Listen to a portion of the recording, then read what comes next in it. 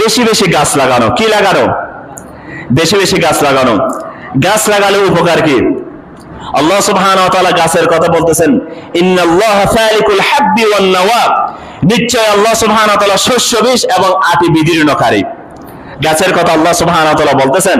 আল্লাহ সুবহানাহু ওয়া তাআলা বলতেছেন, আম্মান খালাকাস সামাওয়াতি ওয়াল আরদা ওয়া আনজালা লাকুম মিনাস সামাই মাআন ফাআনবাতা বিহি হাদাইকা যাতা বাহজা। আল্লাহ সুবহানাহু ওয়া তাআলা বলতেছেন, আকাশ এবং যে জমির সৃষ্টি কে করেছেন? আল্লাহ সুবহানাহু ওয়া তাআলা করেছেন।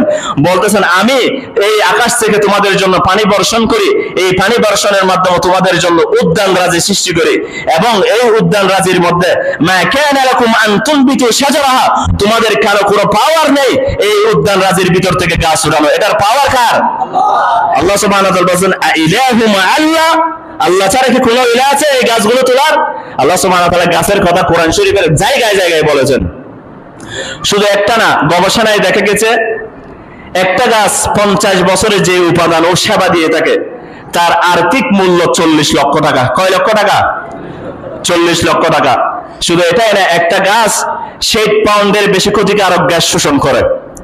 শুধু এটাই না, 10টি শীততাপ নিয়ন্ত্রণ যন্ত্রের সমপরিমাণ তাপ নিয়ন্ত্রণ করে ফেলে। সুবহানাল্লাহ। গাছগুলো দেখেন, সর্বশ্রেষ্ঠ পরিবেশ বিজ্ঞানী রাসূলুল্লাহ সাল্লাল্লাহু আলাইহি ওয়াসাল্লাম গাছ সম্পর্কে কি বলেছেন শুনেন। রাসূলুল্লাহ সাল্লাল্লাহু আলাইহি ওয়াসাল্লাম বলেন, ইন কামাত আলা আহাদিকুমুল কিয়ামাহ, যদি তোমাদের কেউ জেনে যায় আগামীকাল কিয়ামত সংঘটিত হবে বা কিছুক্ষণ পরে কিয়ামত সংঘটিত হবে, ওয়া ফি ইয়াদিহিম ফাসিলাতুন, তার হাতের উপর একটা রয়েছে শস্যদানা অথবা একটা বীজ রয়েছে। বলতেছেন, তোমাদের কেউ যদি জেনে যায় আগামীকালকে কিয়ামত হবে অথবা কিছুক্ষণ পরে কিয়ামত হবে, কিন্তু তার হাতে একটা কি রয়েছে? শস্যদানা রয়েছে, শস্য বীজ রয়েছে। বলতেছেন, ফালিয়াগরিসহা, তার উচিত কিয়ামত সংঘটিত হওয়ার পরও হোক এটা রোপণ করে দেওয়া। সুবহানাল্লাহ। এটা মুসনাদ আহমদের মধ্যে হাদিস শরীফে এসেছে। গাছ রোপণ সম্পর্কে রাসূল কি গুরুত্ব দিয়েছেন দেখেন।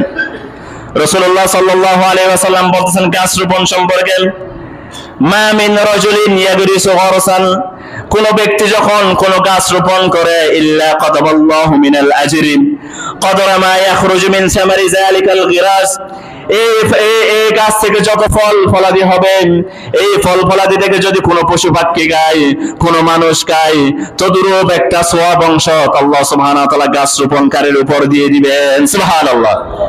বেশি বেশি কি করবেন?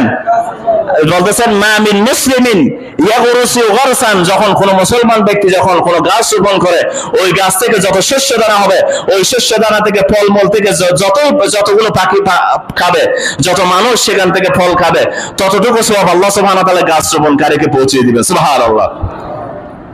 রাসূলুল্লাহ সাল্লাল্লাহু আলাইহি ওয়াসাল্লাম শুধু এটাই বলতেছে না, যে ব্যক্তি কোনো বৃক্ষরোপণ করবে এবং তার দেখাশোনা করবে এবং সংরক্ষণে ধৈর্য ধারণ করবে, তার প্রতিটি ফলের বিনিময়ে আল্লাহ সুবহানাহু ওয়া তাআলা তাকে সৎকার সওয়াব দিবে। সুবহানাল্লাহ। গাছের মধ্যে কি ফল গুণ আপনি শেষ করতে পারবেন? না। প্রতিটি ফলের বিনিময়ে আল্লাহ সুবহানাহু ওয়া তাআলা আপনাকে কি দিয়ে দিবেন? সওয়াব দিয়ে দিবেন। সেজন্য বেশি বেশি কি করবেন? এই উত্তপ্ততা থেকে মুক্তি পাওয়ার জন্য কি করবেন? বেশি বেশি গাছ রোপণ করবেন। শুধু এটাই না, সায়েন্টিস্টগণ কি বলতেছেন দেখেন গাছ সম্পর্কে। ইউকের একটা সায়েন্স জার্নালের মধ্যে বলতেছেন গাছ রোপণ সম্পর্কে, the planting of trees helps cool the air, especially urban areas wherein it's 9 degree warmer than place with trees. বলতেছেন যেখানে যে স্থানে গাছ বেশি থাকে, এই স্থান থেকে যে স্থানে গাছ থাকে না শহর অঞ্চলে, সেই স্থানের চেয়ে যে স্থানে গাছ বেশি থাকে ওই স্থানে 9 ডিগ্রির মতো তাপমাত্রা কম থাকে। সুবহানাল্লাহ। এখন 38 ডিগ্রি যদি এটা 31 ডিগ্রি হয়ে যেত, আমাদের কারো গরম লাগতো? সায়েন্স বলতেছেন দেখেন, যে স্থানে বেশি গাছপালা থাকে ওই স্থানে 9 ডিগ্রির মতো তাপমাত্রা কমে যায়। শুধু এটাই না, বলতেছেন life can not exist without the presence of trees on the planet. পৃথিবীর মধ্যে কোন জীব জন্তু বেঁচে থাকার কোন আশা করতে পারবে না একমাত্র গাছ ব্যতীত। সুবহানাল্লাহ। রাসূল ইসলামের কথার সাথে মিলে যাচ্ছে দেখেন সায়েন্সের কথা। শুধু এটাই না, ক্লিন দ্য এয়ার, গাছ আমাদের বাতাসগুলোকে পরিষ্কার করে ফেলে। Trees take the carbon dioxide and produce oxygen as a byproduct. আমরা যে শ্বাস প্রশ্বাসগুলো নিঃশ্বাসগুলো ফেলি এগুলো কি একটা বিষ? এগুলো কি? এটাকে বলা হয় কার্বন ডাই অক্সাইড। গাছ সেটা গ্রহণ করে, গাছ সেটা কি করে? গ্রহণ করে। শুধু এটাই না, produce oxygen as a byproduct, এটা আবার অক্সিজেন করে আমাদের জন্য ছেড়ে দেয়। সুবহানাল্লাহ। গাছ তাহলে অক্সিজেনের দাম জানেন না, করোনার সময় জানেন না অক্সিজেন, তাহলে যদি গাছ না থাকে আমরা কোথায় থেকে অক্সিজেন পাবো? সেজন্য বেশি বেশি গাছ রোপণ করবেন। বলতেছেন by planting more trees we are creating more oxygen to breathe and sustain our lives. বলতেছেন বেশি বেশি গাছ রোপণ করার মাধ্যমে আমরা বেশি বেশি অক্সিজেন মজুত করতেছি। কি করতেছি? বেশি বেশি অক্সিজেন মজুত করছি। শুধু এটাই না, বলতেছেন সাস্টেইন আওয়ার লাইফ, এবং আমাদের জীবন ধারণ যেন আমরা পৃথিবীতে জীবন সুন্দরভাবে ধারণ করতে পারি, এটাই আমরা রোপণ করতেছি। সুবহানাল্লাহ। শুধু এটা গাছ রোপণের মাধ্যমে দেখেন। শুধু এটাই না, গাছ কি করে দেখেন, an active full mature trees can provide oxygen for 18 people for 1 year. একটা পরিপক্ক গাছ 18 জন মানুষের জন্য সারা বছর অক্সিজেন সার্ভাইভ করে থাকে। সুবহানাল্লাহ। একটা গাছ কি করে থাকে? 18 জন মানুষের জন্য সারা বছরে কি করে? অক্সিজেন প্রোভাইড করে। কি করে?